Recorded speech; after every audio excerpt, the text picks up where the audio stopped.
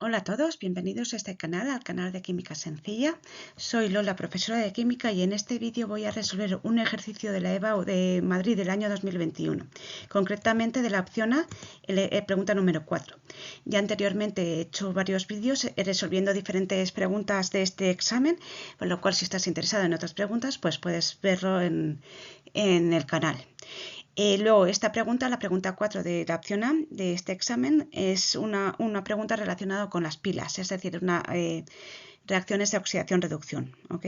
Para si te interesa saber más sobre esto. Entonces, vamos a ver lo que dice el enunciado.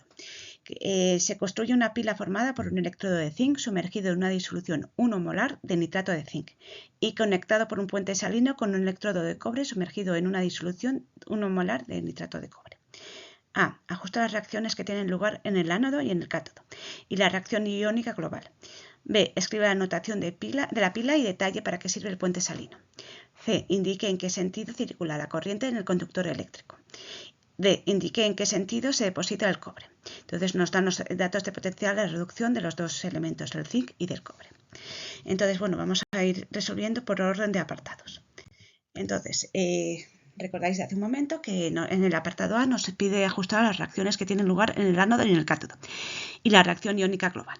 Como datos, como he dicho, nos ponen las potencias de reducción de los dos elementos, que bueno, las semireacciones de reducción son las siguientes, ¿no? Zinc 2 más 2 electrones da zinc y cobre 2 más 2 electrones produce reacciona y da cobre. Entonces, el potencial de reducción de la primera semireacción es menos 0,76 voltios y de la segunda del cobre es 0,34 voltios. ¿Vale? Luego, si en el caso de que se produzca, bueno, en este caso se va a producir una semireacción de oxidación y una reducción, es decir, una de ellas las tenemos que cambiar por una semireacción de oxidación. ¿Vale? ¿Cuál de ellas? Pues fácil, o sea, siempre la suma de los potenciales de una semireacción de oxidación y la de una reducción tiene que dar positivo, ¿vale? Otro dato, otra cosa importante a tener en cuenta, que cuando, o sea, aquí nos dan los valores del potencial de las semireacciones de reducción, pero ¿cuál es el valor de las semireacciones de oxidación? Pues es el mismo valor pero cambiado de signo. Es decir, en el caso de que el zinc tenemos el potencial de reducción es menos 0,76 y la oxidación correspondiente sería más 0,76, ¿vale? Y en el cobre sería al revés. O sea, bueno, también lo hacemos de manera equivalente, ¿no? La de reducción del cobre es 0,34 voltios y la misma semireacción, pero o sea, la reducción es más 0,34 y la equivalente de oxidación sería menos 0,34. ¿Vale? En el caso de si cambiamos la del zinc de reducción por la de oxidación, si sumamos los dos potenciales nos da positivo, es decir, la del zinc de oxidación sería más 0,76 voltios y la del cobre de reducción más 0,34. Si sumamos estos dos valores nos da un valor positivo, ¿vale? En cambio, si tenemos la de reducción del zinc sería, bueno, su potencial es menos 0,76 y la de oxidación, el valor del potencial es menos 0,34 y si lo sumamos nos da negativo. Es decir, en resumen, las dos reacciones que se producen son la de oxidación del zinc y la de reducción del cobre, ¿vale? Para que sea posible, pues son las dos reacciones que son posibles, ¿vale? Y que se darán.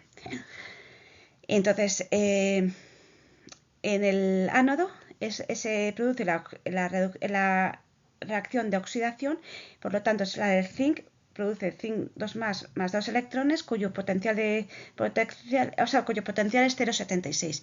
Y en el cátodo se produce la de reducción, que es la del cobre 2 más 2 electrones, produce cobre y cuyo valor de potencial es 0,34 0,34 voltios, ¿vale?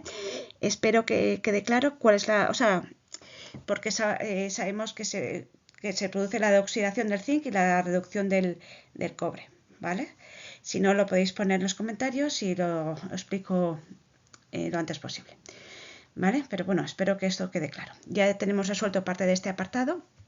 Entonces, sabemos ahora que la reacción iónica global será el zinc más cobre 2 más, da zinc 2 más cobre, ¿vale? Y luego, si queréis saber la reacción global molecular, sería zinc más nitrato de cobre, produce nitrato de zinc más cobre, ¿vale? Y de esta manera se produce la oxidación del zinc y la reducción del cobre, ¿ok? Y bueno, pasamos ahora al siguiente apartado. El siguiente apartado nos pide que escribir la notación de la pila y detalle para qué sirve el puente salino.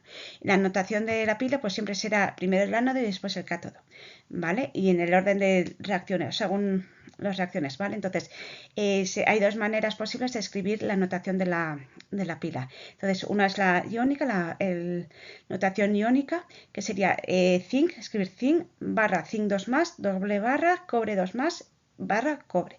Y luego sería la notación molecular, que sería zinc barra nitrato de zinc, doble barra, nitrato de cobre, barra cobre. ¿Vale? Estas son las dos notaciones, que las dos son igualmente correctas. Y ya también tenemos resuelto la primera parte de este apartado.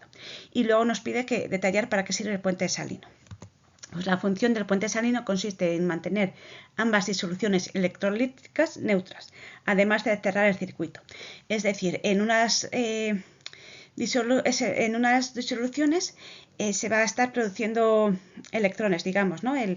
Es una reducción y se sueltan electrones. Y estos electrones pasan a la otra disolución a través del puente salino, que luego los usará el cobre para ganar y oxidarse, ¿vale? Esta es la función del puente salino, ¿ok?